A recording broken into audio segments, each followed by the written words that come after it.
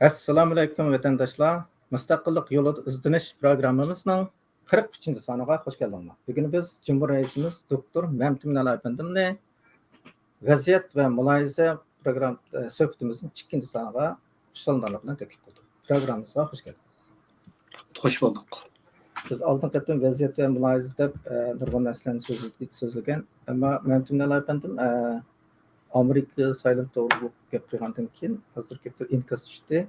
Buni da bir tushunmaslik bo'lganimiz mumkin. Shuni bir azroq bir deyasangiz, undan keyin biz savolga chiqsak. Tushunmaslikninki bo'lishi tabiiy, qaysi nuqtada to'g'risi tushunmaslik bo'ldi? Mushu Amerika saylimi eng oxirgi qatam bo'lib qolishi mumkin deganga nisbatan nurg'un odamlarda bir xil kallasida o'tmaslik, to'g'ri qilinmaslik. Hamda meningki o'tgan qatam Amerika to'g'risida so'zliginim albatta biz hukumat bo'lish sifatimiz bilan Amerikaning ichki ishlariga bek aralashib ketganimiz yo'q. Amerika o'zining ishini o'zi junqira oladigan, amniyat muvaffaqiyatli boshqarib kelgan bir davlat. Biz faqat sir tutuvchi bo'lish sifatimiz bilan shaxsan men qisqacha berib o'tib ketdim. Uyg'urlarda bir gap bor, aqlga ishorat, nadonga juvaldiriz deydigan. Mening gapim boshqalarni umidlantirmasin. Aksicha ularni Amerikaningki bu saylimi ve saylamdan keyingi barliq keldigan Amerika vaziyati, rayon vaziyati ve dünya vaziyati qadar texadam izlansin degan nuqtadan chiqib turib bu nuqtani dedim. Amerikaningki hozirgi yuzlanishi nihoyatda o'zgarishchan, oldin faraz qilish intayin qiyin, intayin murakkab omillarga ega bir jarayon. Buning uchun har bir Amerikada yaşayotgan Uyg'urlar bo'lsin yoki boshqa yerda turayotgan Uyg'urlar bo'lsin, ko'ngil bo'lmasak bo'lmaydi. Bunda deyishimning sababi Amerikaning siyosatining qanday bo'lishi bizning kelgusidagi taraqqiyotimiz, ya'ni bizning mustaqillikni qo'lga olishimizdan iborat bu buyuk g'oyamizga intayin cho'nqur ta'sir ko'rsatdi. Amerika Xitoyga qarshi tura oladigan birdan-bir raqobatchi, hatto dushman bo'la oladigan bir davlat. Bizning dushmanimizningki dushmani har vaqt bizning do'stimiz bo'ladi. Uning ustiga Amerikaningki Uyg'urlarningki kelgusi haqida hozir chiqib kelgan nurg'unlagan ishlar va buningdagi texadimmi zo'r ishlarni ustiga kelish mumkin. Bo'lapmi Xitoy bilan Amerika o'ttirsidagi bo'lapmi ikki dunyo qutblashyapti hozir.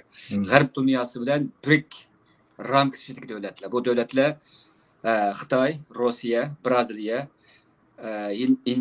Hindiston va Janubiy Afrika qatorliqlar Amerikaningki iqtisodiy, harbiy, siyosiy, diplomatiya va boshqa kultural sohalardagi yetakchilik rolini ag'dirib tashlab, uning o'rniga o'zini chiqarish uchun g'aljilik bilan kuchaytirdi. Chiqardigani bu yerda Rossiya emas, chiqalaydigani Indiya emas, yoki Hindiston emas, balki Xitoy.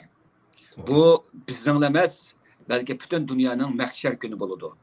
Garchi bu dünyanın nurg'un davlatlari, jumladan islom va turk davlatlari Xitoyning ko'tarilishini qo'llasimi yoki ularni iqtisodiy jihatda, qarz jihatda bog'lanib qolganlik tufaylidan bular O'rta Osiyodagi davlatlar va buning alqan davlatlar ular Xitoyning ko'tarilishini qo'llayotgandek bir ahvol bo'lyotdi. O'tirib tursin. Chunki har kim o'ziga qiladi degan bir gap ati bo'ldirmiz. Kim bu ishni qilsa o'zi ega bo'ladi buningga. Mening uning bilan ishim yo'q. Ammo Amerikaningki mag'lub bo'lishi biz uchun ig'ir, hattoki halokatlik oqibatlarni olib keladi. Men faqat Amerikaningki oxirgi saylimi degan gapni deyishimdagi sababim meningki analizlarim Amerikaning hozirgi vaziyati to'g'risida va bundan chiqqan ansirashlarimni ifodalashimni bildirdi.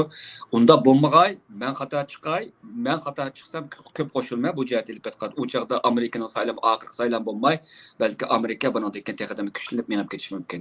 Bu temada shunchalik to'xtalay. Rahmat. Yaqinda G'ulom Efendim O'rta Osiyodagi vaziyat to'g'riliq bir maqola e'lon qilib, buni nihoyat tafsiliy, cho'nqur nuqtadan tanishtirib, uni ingliz tilida e'lon qildi. Uni bizning hukumatimiz buni Uyg'urchada xabar qilib ishlatdik. Biz vaziyatga nisbatan mana shunday bir holat turishimiz kerak. G'ulom Efendim ustida nurg'un gaplar va nurg'un xabarlashlar va tillashlar va ammo hukumatdan chekinib turibmi, shunday bir ahvolda ishlab bizning vaziyatimizni tahlil qilib, yanada bizning taqdirimiz uchun, siyosiy taqdirimiz uchun ko'ngil bo'lib, izchil ishlayotdi. Ko'pdan ko'p rahmat. Bu xabarni bizningki Fatma Gul xonim chiqarib turdi. Shuningga o'xshash biz vaziyat tahliliga kelganda bir amaliy bo'lishimiz, amaliyotni chiqish qilishimiz kerak. U hissiyot bilan bo'lmaydi. Sizniki yuqorida degan so'zlaringiz ko'pdan ko'p rahmat. Hamda tushunishli bo'ldi. Hamda siz biz uchrayotgan irqiy qirg'inchilik to'g'riliq kitob yozdingiz va izchil bu inson qalbidan chiqqan vahshiyani jinoyatning javobgarligiga tortilish uchun kuch berib kelyapsiz. Ammo xuddi ba'zi lapchilar lap atganidek Amerika boshliq bir qancha davlat bu irqiy qirg'inchilikni e'tirof qilgan ekan. Endi bu to'g'risida da'vo qilish bejat deydigan fikrga qanday qaraysiz? Uyg'ur irqiy qirg'inchiligi tugamagan, davomlashayotgan bir qor besishga o'xshaydigan qo'rqinchli insoniyat tarixida kam uchraydigan bir qabohatlik bir qirg'inchilik. Uyg'ur qirg'inchiligini, Uyg'ur irqiy qirg'inchilik to'nib ketgan davlatlar bor, lekin xalqlarning to'nishi yaxshi emas taxe. Yana bir texnik muhim bir nuqtani aytsam, texe Uyg'ur irqiy qirg'inchilikni to'nimagan yana nurg'un davlatlar bor. G'arbda bor bu jihatda, Avstraliya buning ichida. Endi bu dunyo to'nib ketdi degan gap bu nihoyatda mujmal gap bo'ladi. Albatta, masalan Avstraliyani olaylik. Avstraliyaninki davlat yoki hukumat nuqtasidan irqiy qirg'inchilik, Avstraliyaninki parlament nuqtasidan bu irqiy qirg'inchilik to'nilmagan bilan Avstraliyaninki istixbarotlarininki jumladan Avstraliya tadqiqot institutlarininki aql ombalarininki bu jihatdagi tushunchasi bek cho'nqur, bek tafsili. Masalan, Avstraliya strategiya tadqiqot institutiga tadqiqot qilsak, ular Sharq Turkistondagi lagerlarninki o'rnini tunji qatim aniq va uning ko'lamini va qanchalik odamning sig'adiganligi qatorliq hisoblashlarning hammani nihoyatda haqdada yetkazib qilgan bir tashkilotlarning birisi. Bu jihatdan elib etgan vaqtida bu haqiqatan Avstraliyaninki bu irqiy qirg'in to'nishiga turklik rol o'ynash kerakdi. Ammo tadqiqot boshqa, siyosat boshqaradi. Tadqiqotning nishon natijasi hech zamon yoki ko'p hollarda siyosatning kun tartibiga kirmaydi.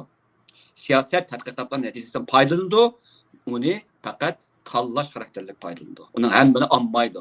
Agar Osiyati Avstraliyadagi bu tadqiqot institutidagi bu natijasini Amerika oldi, Yevropadagi ba'zi davlatlar ishlatdi, matbuotlar ishlatdi, ammo Amerika hukumati ishlatib Xitoyga bu jihatda axloqiy va diplomatiya ultimatumini topshiramadi. Nima uchun? Qo'rqdi. Xitoydan qo'rqaydi bu jihatda. Endi gapim qaytib kelsam, agar irqiy qirg'inchiliklar to'nilib ketgan bo'lsa, u to'g'risida to'xtalmaydigan bo'lsak, nima uchun armanlar hozirgacha 100 yildan ortiq bo'lgan arman qirg'inchiligini Turkiyaning yuziga urib, har bir so'rinda Turkiyani osal qilishga tirishdi? Nima uchun Turkiya jon jahli bilan bu irqiy qirg'inchilikni e'tirof qilmaydi? Hattoki Armeniyaga tahdid silib propoz qiladi. Nima uchun 100 yildan oshgan, unutilib ketgan, 4 avlod o'tib ketgan bir irqiy qirg'inchilik nima uchun Armaniston bu qadar yipishib oladi buningga? Chunki jinoyat unutilib qolsa, o'xshash jinoyat qayta takrorlanadi. Yana bir misol olayım. Holocaust deymiz. Holocaustning oxirlashganiga 70 yilda ishib ketdi. Nima uchun Holocaust to'g'risida dunyo irqiy qirg'inchilik tarixida eng jiq kino ishlangan, ommaviy media va ommaviy ongda va kompaniyalarda eng zo'r tashviq qilingani Holocaust. Buning oldiga o'tmaydi, o'tgani yo'q. Necha o'nlagan Holocaust haqidagi Hollywoodning nimalari, kinolari, televiziya teatrlari, asarlar, sahna asarlari, naqshlar va ommaviy kulturda Holocaust to'g'risidagi nurg'un narsa, hatto simbol bor. Yana bir o'zim bildigan bir misol keltirib beraman. Avstraliyadan Sidney shahridagi Yahudilar muzeyi deydigan bir muzey bor. Sidneyninki shaharning go'zal yerida joylashgan.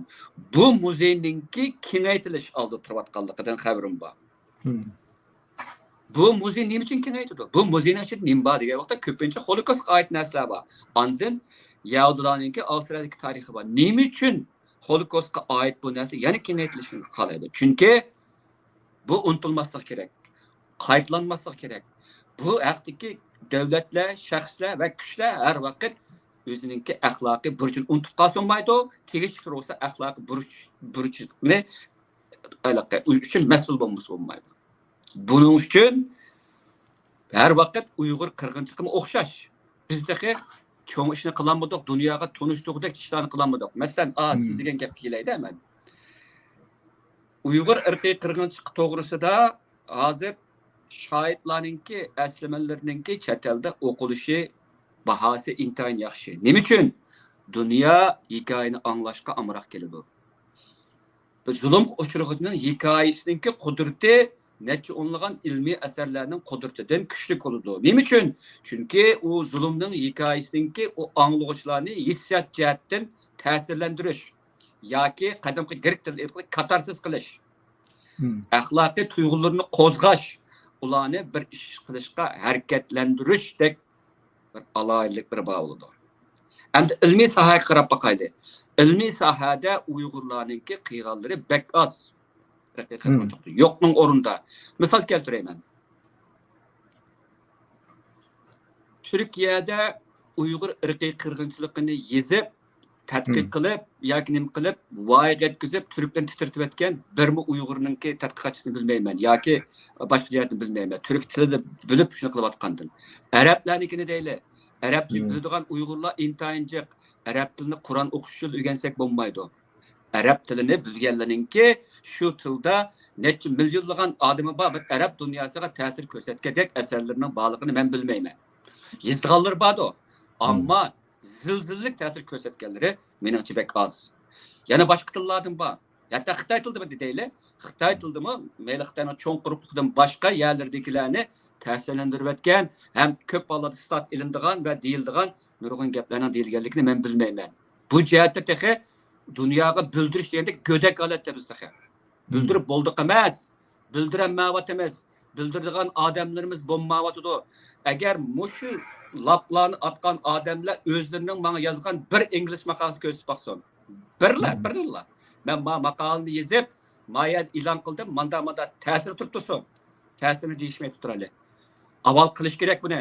Shu lap aytishdan ilgari Uyg'ur qirg'inchiligini men bayaqchi bildirdim degan. Hukumatga bildirib qo'yganlik yo'q, hukumat e'lon qilganliklar bo'lmaydi. Agar unda bo'lsa-edi, Yahudlarning irqiy qirg'inchiligininki bilindirilmagan davlat yo'q. Hammasi biladi buni. Shunda bo'lsa-mi, to'xtamay tashviqotni qildigan gap. Biz shunda qilishimiz kerak. Bizdagi hatto o'zimizdan qilmaganlardan nomus qilishimiz kerak. Bu jihatda elbetqa vaqtida. Hamda masalan bizning qilmagan ishlarimizni ta hozirgacha Uyg'urlarninki ya tashkilotlardan bo'lsin, yoki guruhlardan bo'lsin, yoki shaxslardan bo'lsin, boshqurishidagi Uyg'ur irqiy qirg'inchilikka beg'ishlangan maxsus to'rbeti yoki bir tadqiqot maqolalarining ombiri degandek bir narsa yo'q. Har qanday bir qirg'inchilikda muzeum qurish, simbollik jihatda jinoyatlarni saqlab qilish, keyingi avlodlarninki xotirasiga uni sunishdan iborat mana shunday bir o'rtaq bir alohidliklar bo'ladi. Muzeyninki alohidlik nima degan vaqtda jinoyatni unutilmaydi. Bizga qaratilayotgan, bizga ishlanayotgan Xitoyning jinoyatlari ta bugunga qadar turli tumanman shakllarda alvassimon bir xil kalla bilan bizga ishlanayotgan jinoyatlarninki hammasininki so'roqini qilish uchun hammasininki bizda bir muzey bo'lish kerak.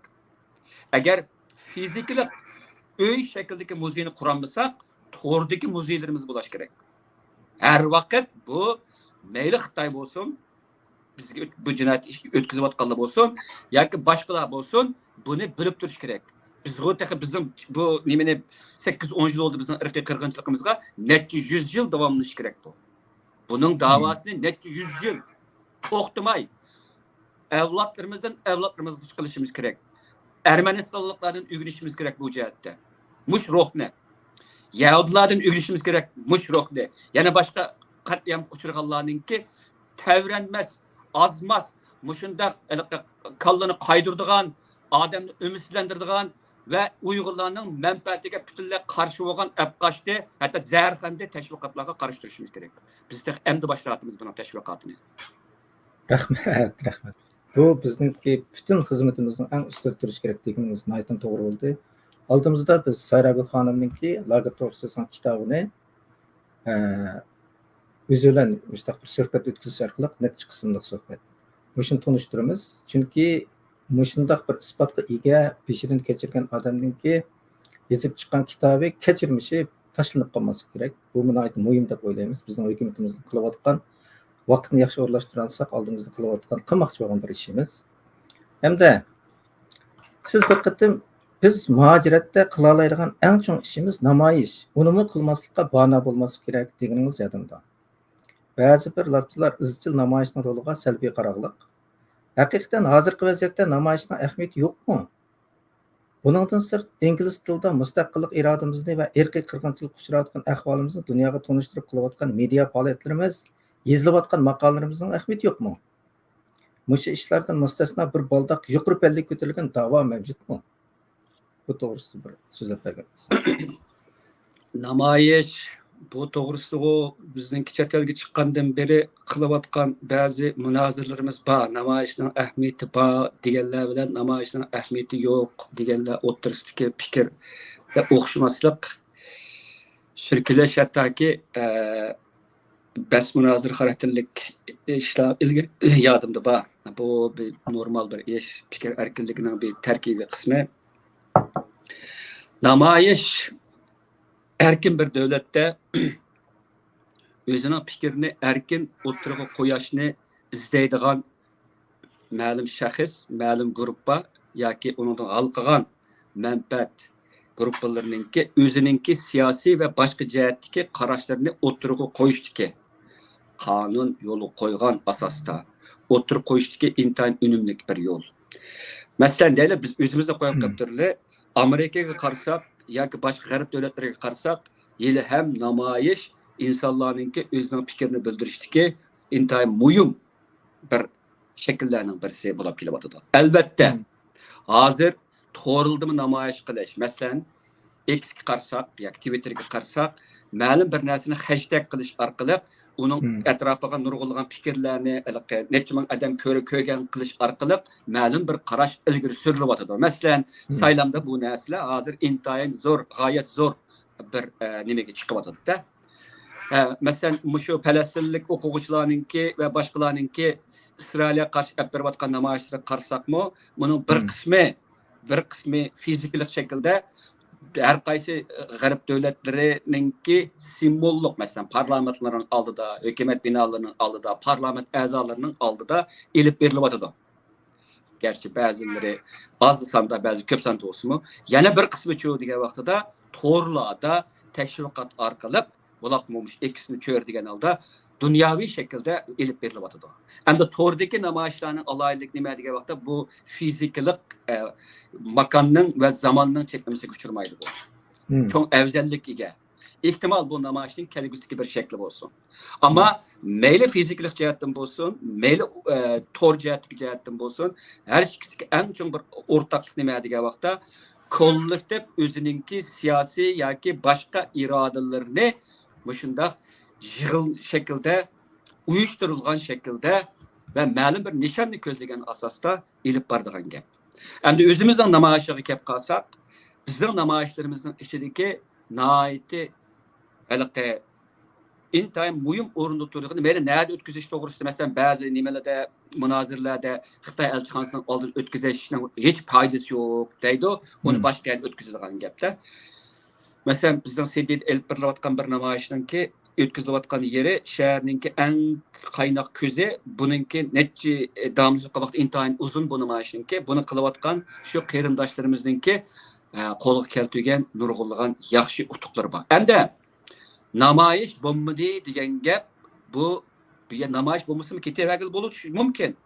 Ammo buningda birisi bizningki siyosiy irodamizni ifodalash, boshqa nurg'un jihat ifodalashga qaraganda biz ifodalayolmay qoladigan bir xil ahvol bo'ldi. Bu bir. Ikkinchisi, biz namoyish orqali o'zimizningki qarshilikni ifodalab turamiz. Ammo bu yer bir nuqta bo'lsin. Namoyish birdan bir qarshilik ko'rsatish usuli emas. Bunun da abay deganimdek to'g'rilarda chiqish, asarlarni yozish va boshqa shakldagi nurg'unlagan ishlarni qilg'ili bo'ladi.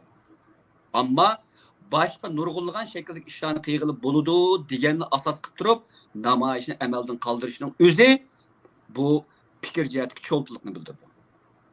Hamma narsa o'zining yo'li bilan mangani yaxshi. Hiç qasi bir-birisiga to'qinishmaydi. Asar yozib Uyg'ur qirg'inchilikni bildirgan bir shaxsninki namoyish qatnashishi normal ish. Namoyish qatnashmasmi normal ish. Endi namoyishni yo'q degan vaqtda nima bo'ladi degan vaqtida o'zimizningki siyosiy irodamiz bag'ansir suslayotgan bo'ladi.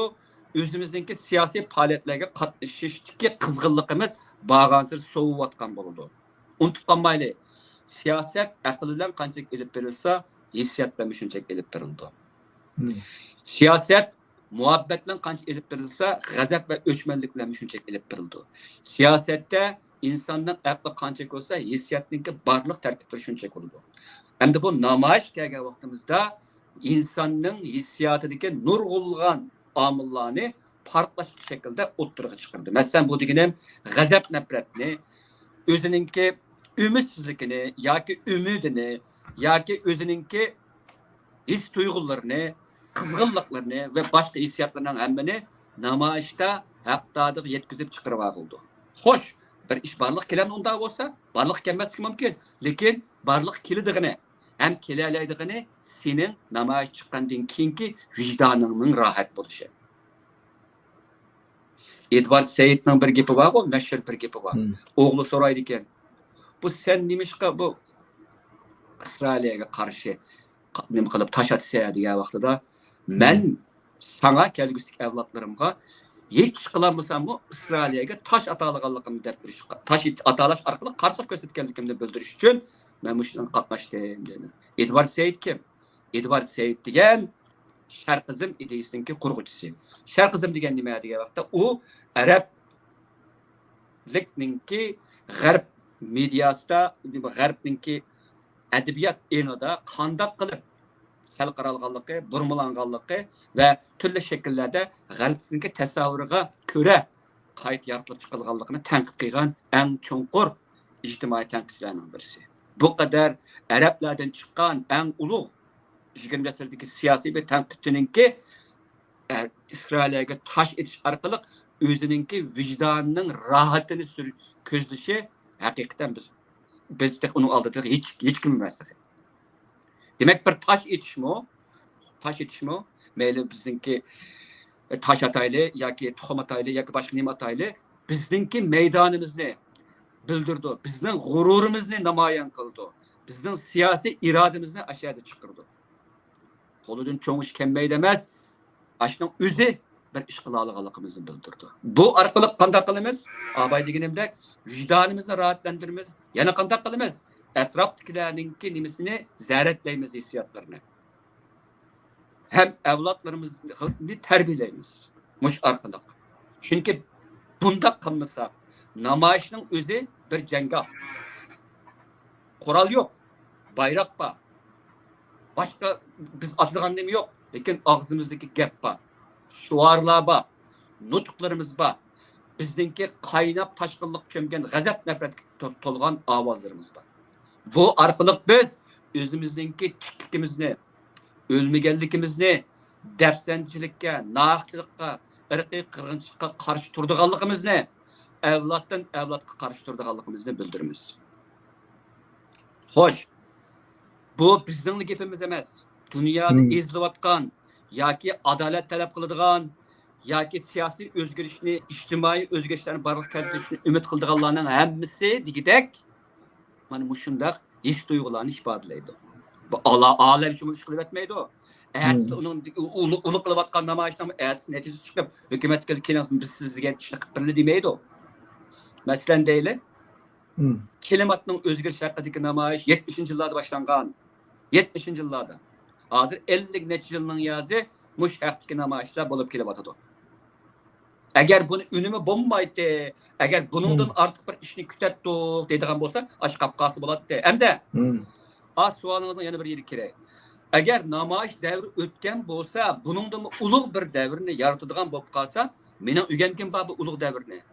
Agar haqiqatan ulug' bir taktika yoki strategiya bo'lsa, bu strategiya hargizmi bizdeki en addi ama en önümlü ve bizdeki irademizde en bevas ifadeleyen namayişini öldürüş arkalık yani bir öteşten hiç haceti yok. Abay dedim.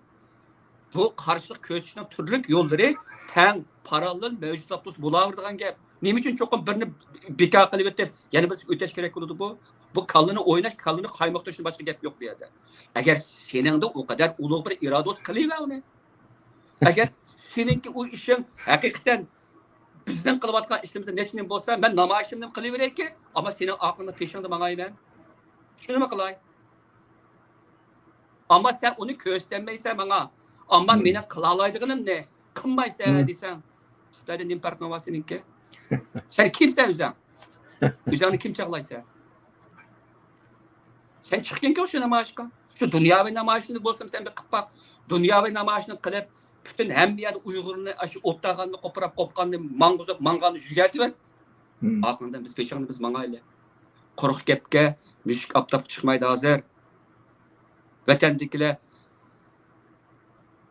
bizden namayişimizden ilham aldı. Elbette onu görenmeydi o. Hem biz özümüzü birbirimizden namayişten ilham alamaz. Oylap bakınlar. Eğer Amerika'da olsun, ya ki Avrupa'da olsun, ya Türkiye'de olsun, yerlikle katlaşkan, ya ki özümüz orlaşırsak mı, yalqınlık nutuklar bilen, caranlık şuarlar bilen, sep mangan adamlarımıza elip durgan namayış olup kapkası, aştan katlaşanmasak mı, jiraktan olsun dua kılımız. Jürkimiz yerilip gidiyor. Nima için? Çünkü aşı bizim avazımız. Ben çıkaramagan avazını ağla çıkarıvatıdı. Vatandaki çıkaramagan avazını ağla çıkarıvatıdı. Avaz müşünde bulduğun gap. Şu vakitnin özünde biz özümüzdeki tiriklikimizni, vicdanımızın oygaqlığını, irademizin çınılıqını ifadelaymiz. Gepim tügüdü. Rahmat. Biz namoyishni har qanday bano bilan tushasak, e'tirof qilmasak yoki buni ahamiyat yo'q desak qat'iy bo'lmaydi. Siz degandek, men tunji ret bayroqni ko'rganda o'zim tutolmagan. Bizimiz bayroqqa intilib, bayroqni qishiga yaqin keladigan emas. Amerika kelib tunji ret namoyishga qatnashgan vaqtimda menda ajoyib bir tuyg'u bo'lgan. Bu namoyish haqiqatan ulug' bo'ladi, uning ahamiyati haqiqatan cho'ng bo'ladi. Bo'libmi bizdek hozirgi ahvolda qo'limizga qurol ilib, o'zimizni maqsadga yetolmayotgan bizdek odamlarga namoyish qilish bizning birdan bir vijdonimizni orom topqizgan birdan bir usul. Haqiqatan to'g'ri dedingiz. Lekin hozir bizda vatanga berib kelishdan iborat bu mundaq bir masala bor. Endi bizda odamgarchilik deb yana bir rasmiyatchiligimiz bor. Ammo vatanga berib kelayotgan yoki vatandan tuqqan yo'qlab kelganlarga bu odamgarchilikni qilishimiz kerakmi? Topdan yani cemaatin ayrılık kılış erzimdi. Bu adamgerçilik hem de Machiavelli'nin gibi uçtuysa Machiavelli'nin gibi o pek eşertli gapları var Machiavelli'nin ki.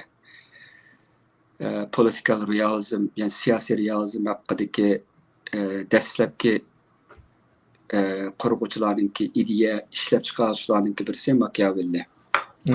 Yani onun karşıca siyasette ahlak yok. Yani siyasette adamgarchilik yok deydigan bir gap.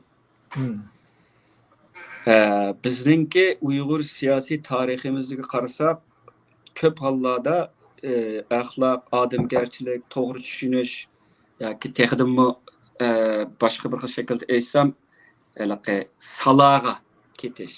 Salaga ketishda qanday bo'ladi degan vaqtida bizning düşmanimiz bu acizligimizning qattiq bilganlik uchun biz rad qilinmaydigan ba'zi shaxslarni orqa silib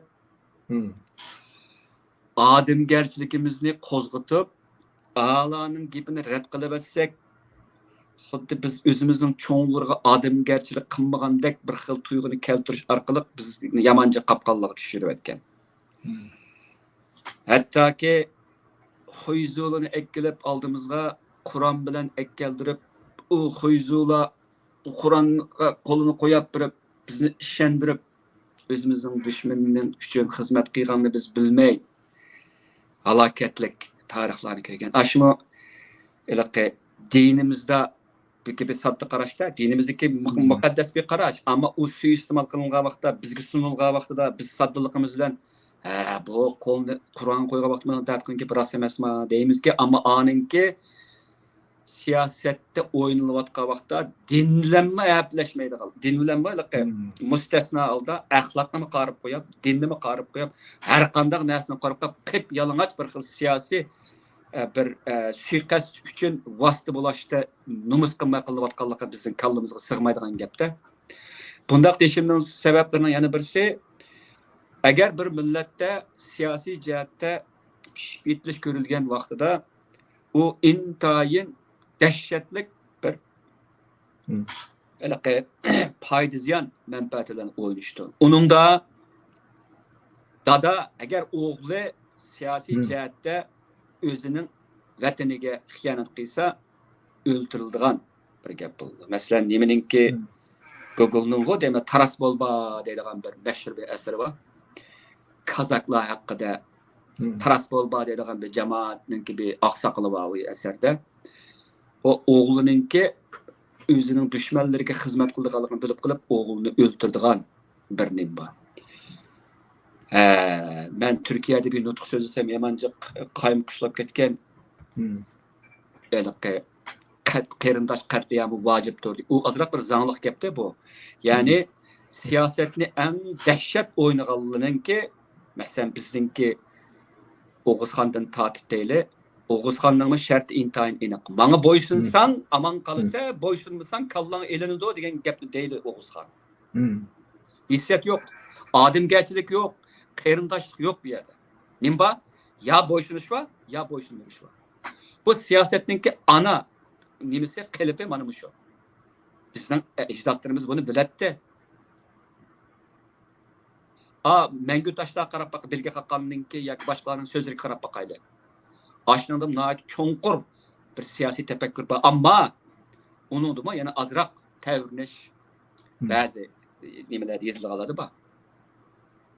Yusuf Qasacibni gidib şundaq ba. Hem de Taras Bolba'nınki kiley. Aşınında Taras Bolba özünün oğlunu öldürdü. Siyaset degen bu kadar rəhimsiz bir narsa. Adamgerçilik deydigan narsa olmaydı. Eğer biz qaçaniki adamgerçilik deyli, qaçaniki keçirli, hatta aramızdan çıkan haylanımı keçiremme onun bilen bardı keldi qıpşuga vaqtimizning özüde u hainninki her bir kuşurninki vatandaki neçe minglığan adamlarning beshiga chiqadiganligini biz bilinmaydigan yer emas. Hainning boshqa ziyonlar turib tursin aramızda chiqqanlarninki ularning her bir uçurninki berilgan vaqtida hatta ular özümü bu uçurning nimaga ziyni bor deganda qilib o'zini aldash xarakterlik berishi mumkin. Ammo Xitoy her bir uçurning ag'a vaqtda ashnanda tilga ilingan her bir odamni qarlaydi. Agar vatanda bo'lsa, uni ujuqtirdi, chet elda bo'lsa, uning kunini qiyinlashtirdi. Qanday qiyinlashtirdi? Yana shu eliqqa ko'ngli oq odamgarchilikka to'lgan Uyg'urlar orqali o'ziga qarshi turayotgan oqsin gap so'z taqitdi. Onun bilan badi keldi qilishini to'sadi ve onu yalnız kaldırışga tirishadi. Bu mening beshimdan o'tgan ishlar bu. Ammo mening tushundig'im nima desa, mening tushundig'im siyosatda odamgarchilik yo'q. Agar men siyosatda odamgarchilik bor deb qaraydigan bo'lsam, men to'y o'ynasam bo'ladi. Men mehmondoshlik o'ynasam bo'ladi, bu ishni qilmay. Men shu kallisi nima odamlar bilan podadek yursam bo'ladi. Uyg'urlarda bir gap bor-ku, burni bo'lmasa poq yeydi deydigan. Ular uchun xoin bilan xoin emasdan farqi yo'q. Hali ko'p Uyg'urlar uchun. Nima uchun? Yolg'iz qilishdan qo'rqaydi. Ham Uyg'urlarningki buni men o'tganda bir qitimda so'zimda degandim. Kallimizda shunday bir tasavvur borki, jamoatdan ayrilib qolsak, chet elda kepellikimizni uraydi, kepellikimiz yolg'iz qilib yerlik qo'ydigan odamimiz qolmaydi, o'limimizga odam kelib qolmaydi deydigan bizningki kollektiv ong'sizligimizdagi bir qo'rqinch bor, bir tashvish bor. Buni bizning dushmanlarimiz va bizni vayron qilmoqchi bo'lgan o'zimizning Uyg'urlari buni qattiq foydalanib bizni yolg'iz qoldirishga, bizni ro'yjatga azoblanishga va bizni ro'yjatga tushkunlashga qistaydi. Mening gapim shu. Agar men o'lsam, mening o'limim kammanla. Mening hech qo'rqinchim yo'q bu jihatda elbetqa vaqtda. Men faqat vatan uchun o'lishni xohlayman. Boshqa hech qanday nimam yo'q bu dunyoda. Agar eshib qolgan hayotim qanchalik bo'lsa, hammasi vatan uchun qilaman. Ammo men hech qaysi Uyg'urning ko'nglini xo'sh qilish uchun yashamayman. Odamgarchilik uchun yashamayman. Yoki yaxshi ko'rilish uchun yashamayman. Qachoniki mushuklik berildi ekanman, men nişanımdan adashgan bo'lman. Agar meni mush odamgarchilikka qistaydigan bo'lib qolgan bo'lsa, misol, men shu tasavvurni yuqori o'zining chekiga surib turib deyapman bu gapni. Meni o'ligim kelmanglar, tashiytinglar. Men undaq odamgarchilik o'lgandan keyin kerak emas. Hayotimda kerak bo'lmaydi asla. Ham o'lgandan keyin ko'rgim yo'q unda odamgarchilikni. Chunki munqarz bo'lgan, vatan munqarz bo'lgan bir odamning oldidan o'ylaydigani vatanning manfaati. Tarozi bu. Hamma narsa mush tarozini o'tish kerak. Hatto mening onam, dadam, mening urug' avlodim va mening do'stlarim, mening jamoatdoshlarim va millatdoshlarim hammasiga bir o'lcham bor bu yerda. Bu o'lcham aniq, aq qarsi qara. O'tirsa buningki kulrang rayi yo'q. Agar sen men bilan bir sapda bo'lsang, men sen bilan bir sapda. Men sen bilan sapdosh. Agar men bilan bir sapda bo'lmayotgansa, beshing osmonga taqashgan bo'lsa-mu, men sen bilan bir sapda emas. Men sen bilan hech aloqam yo'q. U dunyo, bu dunyo va u dunyo aloqam bo'lmaydi. Bu vatanning manfaati, qirg'in qilinayotgan, dafsan qilinayotgan tuproqlarga eqitilgan qonlarning g'uri ilham ko'tarilib turayotgan bir tuproqning avlodlari bo'lish sifatim bilan men uchun birdan-bir nishon mana shu. O'zimning sabdoshlariga, millatdoshlarimga, dindoshlarimga qo'ydigan birdan-bir talab shu. Boshqa hech talabim yo'q. Hech kimga hech qanday talabim yo'q. Agar uningki xarakterida egizmaslikli bo'lsin, hatto yo'lda ketgan bo'lsin, ammo vatanli deydi ekan, men quchoqlayman. Bu eng adoqi, eng yuksak, eng muhtasham nishon mana shu. Boshqaning hammasi insoniyatlik. Boshqada ushaq-tushak ishida odamgarchilik qilsak bo'ladi. Men odamgarchilik qilmoqni demoqchi emasman. Chunki bizning kulturimiz odamgarchilik ustiga qurilgan kultur. Ammo siyosat kelgan vaqtida u boshqa bir noati qattiq va intayin nimaninki Lenin degan qatilning ilib ketgan vaqtda qon eqitilmaydigan bir janggoh siyosat nimaninki nima mavzuning ilib ketgan vaqtida. Bu qadar shafqatsiz bir narsa bu siyosat degan. Ammo bizning hayotimiz siyosiylashgan hayotga mening amolim yo'q buningga. Har bir tiniqimiz, har bir harakatimiz bu siyosiylash bor ekan, mening bunday bir talabni, bunday bir qattiq bir o'lchamni qo'ymaslikqa amolim yo'q.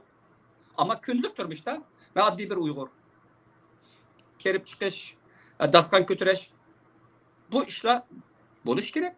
Bizning kulturimiz shunday yaratilgan. Agar bu siyosat bo'lmay boshqa nima bo'lib qolsa, u menga bergan yaxshi o'zlarimizda.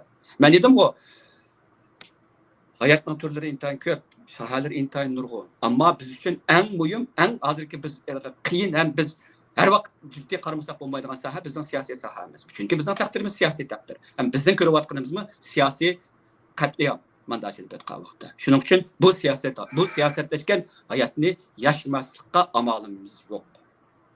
Gapim tugadi. Rahmat. Odamgarchilik nuqtasidan chiqish qilib turib, siz siyosatning haqiqiy ma'nosini tushuntirdingiz. Haqiqatan biz Uyg'urlar odamgarchilik to'yingan va jamoatchilik yashaydigan. Ayrılib qalsaq chidamaydigan bir millat, ammo prinsipga kelganda, siyosatga kelganda siz degandek dada bolani to'lamaslik kerak. Biz hech tuqqanlarimizni tanımasligimiz kerak. Cho'qqum vatanning manfaati uchun yashashimiz kerak. Buningda qanday badal bo'lsa mayli, xuddi siz degandek o'limimga kelmanglar. Bir odamning irodasi eng chong bo'lgandami mushunchalik bo'ladi. Hamda hozirgi Ukraina Rus urushi, O'rta Sharq to'qinishi, Sharqiy Janubiy Osiyo vaziyatiga birlashtirib bizning siyosiy taqdirimizga ilib kelgan mush ishlarni ta'sirini bir qilib so'zlab bersangiz. Endi abay azroq boshlab ekanman buni. Endi buni sal konkretlashtira, ya'ni Ukraina bilan Rossiya o'rtasidagi, Isroil bilan Hamas o'rtasidagi, hatto kelgusida ehtimol bo'lib qolishi mumkin Isroil bilan Eron o'rtasidagi va Xitoy bilan Tayvan o'rtasidagi to'qinishning sadolarini kun sari kuchayotdi. Xitoyning Tayvanga qaratayotgan ig'vogarchiliklari, qo'rqitishlari, popozillari asırtdan ve içki kısmından Tayvan içindeki casusluq nimelerini hareketlerini küçeytiş qatarlıqlarına küçeyotdi qatarlıqlar.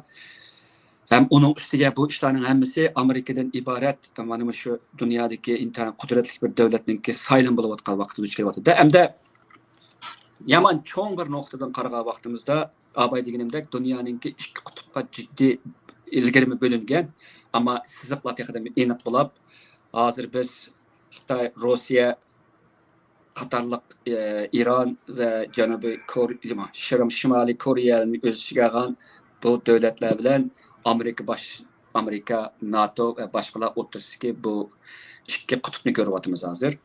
Bu qutblarning ichida Amerikaningki hozirgi dunyodagi garchi rahbarlik va yetakchilik roli g'ili zo'r darajada tayyorlanayotadi hozir.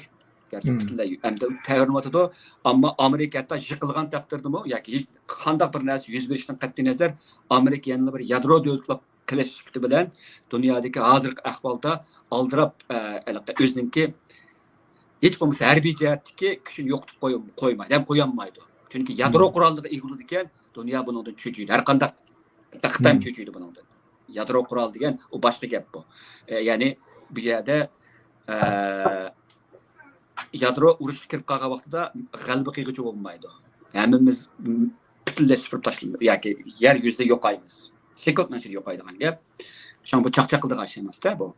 Shu jihatdan elib o'tgan vaqtimizda yadro qurollarininki har ikki tarafda bo'lishi, mana Rossiya, Xitoy bilan Amerika va ba'zi Yevropa, masalan Angliya, Fransiya qatorliq yadro qurollari borda. Bular o'tirishlik to'qnashishda amdiliqi kichik doiradagi yadro qurollari ishlatilmaydigan shakldagi to'qnashishlar bo'lishi mumkin. Bu to'qnashishlar nerede eng qattiq bo'lyapti degan vaqtda Ukrainada bo'ladi. Ukrainaning aqsi kim bor? NATO bor. Uni hammamiz bilamiz. Amerika bor uning aqsida. Hamda Rossiya bilan Xitoyninki qarshilik. Hamda eng ichinchi bir tarafi hozirgi ahvolda Amerika bu ikki qutblashgan to'qnashishda Xitoy bilan Rossiya o'rtasidagi o'zaro hamkorlik kuchayib ketyapti. Kuchaysa mayli-te, hamkorlik ko'p hollarda barobar shaklda bo'ladi deymiz-ku. Ammo bu yerda Rossiyaninki iqtisod, chunki urush degan g'oyat zo'r mablag' talab qiladigan, iqtisodni talab qiladigan bir ish bilan Rossiyaga bir butun NATO qarshi turayotgandan keyin, Amerika va boshqa davlatlar qarshi turayotgandan keyin Rossiya iqtisodiyotda ham ashyo va boshqa jihatlarda halsirab qolayotgan vaqtda Xitoy uni ta'minlab berib Rossiyani o'ziga bag'an sari beqindirib qo'yayotgan bir ahvol bor. Anadan keyin bu yerda Rossiyaninki beqinishiga, masalan, beqinishiningki oqibati nimalarni ko'ryaptimizga, O'rta Osiyoninki Xitoylar tarafidan asta-asta yumshoq va aldirab diqqatga erishilmaydigan bir shaklda isloh qilinayotganligini ko'ryapmiz. Ya'ni xuddi G'ulom Osmon apandimning muhim maqolasi tilga ilinganidek, Rossiyaninki shu Ukrainadagi urushda qatqaq ketishi, iqtisodiyot egizpas bo'lishi va o'zininki ilgirki O'rta Osiyodagi harbiy jihatdagi mavjudligini bag'an sari tatib chiqishiga ergishib, Xitoyninki O'rta Osiyoga singib kirishi va Rossiyani asosan qayta kirenmez qilish ehtimolligi kundan kunga kuchayayotgan gap hozir. Shu demakchi o'g'lim, bu dunyo endi hozir eng og'irsi Xitoy bilan Amerika boshchiligidagi g'arb o'rtasidagi to'qinish bo'lish ehtimolligi intayin yuqori. Ham mushu jihatdami, men ham daha o'zimizning gapini bir ketib qo'yay. Bizningki masalamizningki Amerikaninki siyosiy kun tartib qilishdagi cho'ng ehtimollikning birisi bu to'qinish aldirab olmaydi. Bu to'qinish aldirab olmaydi. Bu turli proxy urushlar va proxy to'qnashishlar shaklida, masalan, nimadagi Ukrainani proxy urushlar deydi-ku, Amerika boshliq g'arb bilan Rossiya o'rtasidagi proxy shakllarda yuz berib turdi. Shu proxy urushlar kelgan vaqtida Sharq Turkiston ehtimol bir proxy urushlarning bir qismi bo'lishi mumkin. Strategik bo'ldi. Buni mushunday tushunamiz ham. Endi yana bir jihatda ilib o'tgan vaqtida biz Xitoyning tabiatini bilamiz. Xitoyning tabiatiga ko'ra g'arb ojizlashgan sari Xitoy o'zining Tayvanga bo'lgan Tayvanni mustamlik qilish, besib bilish g'arzini kuchaytirdi. Hali ham shunday kuchayotadi. Hozir Amerikada saylamda Amerikada ig'ir bir egizpaslik bo'layotgan vaqtda Xitoy fursatdan foydalanib shunday qiladi. Endi ehtimol Tayvan kelgusida Amerika bilan Xitoy o'rtasidagi proxy urushlariningki, ya'ni vakolatdan urushlariningki bir qism bo'lib qilishi mumkin. Bu ma'lum jihatdan elib o'tgan vaqtda dunyoninki kelaçkini o'zgartirdi. Shuning bilan bir vaqtda Uyg'urlarningki kelaçkiga ta'sir ko'rsatish mumkinligi intayin cho'ng bo'lgan bir ishlarning birisi. Cho'ngimiz. Ama adamın ensirterlik noktaları mı yok emas bunun içinde. Yani bunun içindeki en zor ensirterlik noktalarının birisi dollarsızlaştırış kademinin sızlaşışı. Dünyanın iktisadi merkezlerininki G'arbdan Sharqqa yo'tkilish yuzlanishi qatorliqlar Amerikaninki harbiy jihatdagi ustunligini kafolatlantirgani shu dollar emasmi? Desak. O dollar zarbiga uchrab qolsa Amerikaninki harbiy mavjudligi va taraqqiyotini xeyli zo'r darajada ta'sirga uchraydi-da. Xitoy Amerikaning g'ulini dollarsizlashtirish orqali qo'llayotdi deyishga bo'ladi. Ammo kelgusida gapimni yig'sam, bu yerda Amerika eng oxirsida o'zininki mavjudligida intayin ig'ir bir tanlashga halokatlik yoki o'zini qutqizish xarakterlik bir tanlashga duch keldi. Ya Xitoyni vayron qiladi, ya Xitoy Amerikani vayron qiladi. Mush vaqtning o'zida biz uchun bir fursat tug'ilishi mumkin. Shuningga ko'ra biz o'zimizni Uyg'urlar chet elda hozirlik har vaqt hozir qilib turishimiz kerak. Hukumatimizningki bu eng cho'ng strategiyasining birisi o'zimizni ummatsizlantirmay, bo'shib ketmay, sepimizni buzib etmay, amalning baricha kun sari o'zgarayotgan, murakkablashayotgan va oldin ko'rish qiyin bo'layotgan, ammo bekmi qiyin emas oldin ko'rish. Abay deganimdek oxirgi bir yer bordi bu. Oxir butun narsalar yig'ilib bir tochka nuqtaga, bir fokus nuqtasiga bordi. Shu yerga o'zimizga tayyorlash. Bizning nishonimiz bu hamda hukumatimizning. Gapim tugadi. Rahmat. To'lim yaxshi javob berdingiz. Biz qanday ish qilaylik? Biz hukumatimiz bunga tayyorlik qilib turishimiz kerak. Mustaqil uchunmi bir hukumatning turishi. Mayli biz qanday cho'ng plan so'qaylik, aniqligimiz deb ba'zilarning siyosiy uyg'unishiga uchrab turaylik. Ammo bir gap bor. Bu hukumat olmasa mustaqillikni, hukumat shaklida. Boshqa hech qanday bir yer, bir tashkilot yoki atalmish nochilar ololmaydi. Masalan, siz vaziyatni yaxshi tahlil qilib berdingiz. Shunga o'xshash hukumatda ideya jihatda bir xil tayyorlik bo'lishi kerak. Vaziyatni tushunish kerak. Sizningki uning oldida G'ulom Osmon akamningki shu O'rta Osiyodagi ahvollarni deganingizda bizda bir xil fursat mavjud. Shundan bir xil bo'hron mavjud endi. Tang ketyapti. Buningda xuddi uning oldida degandek Amerikaningki saylamiga bizning alohida ko'ngil bilishimizga sababmi bu yerda rol o'ynayotgan yadroliq kuchli davlat, quvvatli davlatdan biz Amerika bo'lgani uchun bizning taqdirimiz bunga bog'liq bo'lgani uchun. Shunga biz bu vaziyatga inchki bilan kuzatib qarab kelyapmiz. Biz vaziyatni boshqalarga o'zimizni ko'rsatish uchun, po'yitish uchun, lab etish uchun, boshqalarni ish qilmay turib o'zimizga ergashtirish uchun emas, aksincha o'zimiz qila oladigan ishni qilg'ach, masalan namoyish deymiz, maqola yozish deymiz, irqiy qirg'inchilikni unutmaslik deymiz, o'zimizning madaniyatini saqlash deymiz. Shularni izchil qilish bilan birlikda hukumatning ishlarini tan qilib mangsak bizning bundan natija chiqadi deb qaraymiz. Ham biz xalqqa hukumatlarni qo'llashinglarni umid qilamiz, chunki bizningki birla masalamiz bor, vatan masalasi. Vatan masalasi shu hukumatning atrofida o'yishib turib, o'rtaq niyatda bir yoqdan bosh chiqarib amalga oshirdi. Shunga hammanglarning hukumatga har vaqt ko'ngil bo'lib turishinglarni, fikrlarni berishinglarni, o'zinglarningki yordaminglarni aymasliginglarni umid qilamiz. Bundan keyin namoyish to'g'risida gap qildingiz. Namoyishni cho'qim qilib turmaymiz, bo'lmasa vijdonimiz aram topmaydi deb. Men endi bu yerga Sayfullo hojimni bir qistirib o'tay. Oqsaroyning oldida buni men necha qatim dedim, bizningki bayroqni, shuncha go'zal bayroqda bu. Faqat davomli namoyish qildi, bizning irodamizni ifodalaydi. Oqsaroyning oldiga keladigan dunyodagi nurg'un odamlar Oqsaroyga bir xil cho'qinib degidek keladi deb ko'rish uchun. Mush dunyoni boshqarayotgan qanday bir yerda bo'ldi. Ba'zilar Amerika degan qoldi, Amerika deganniki kuch qolmadi deb so'zlab yuradi, ammo u qo'rq gap u. Endi shu yerda, shu maydonda bizning bayroqimiz davomli qilib turadi. Buningga bir adam kuchini chiqarib, o'zining butun ajrini bilib berib qilyotdi. Bumi bir xil namoyish. Bundaq namoyish qilganlarni biz uning foydasi yo'q desak, bu nomussizlik bo'ladi. Bundaq odamlarga biz hurmatimizni bildirishimiz kerak, qo'llashimiz kerak. Bo'lsa bizmi chiqib tantirishimiz kerak. Bumi bir namoyish. Bizning odat qilayotganlarimiz bu namoyish.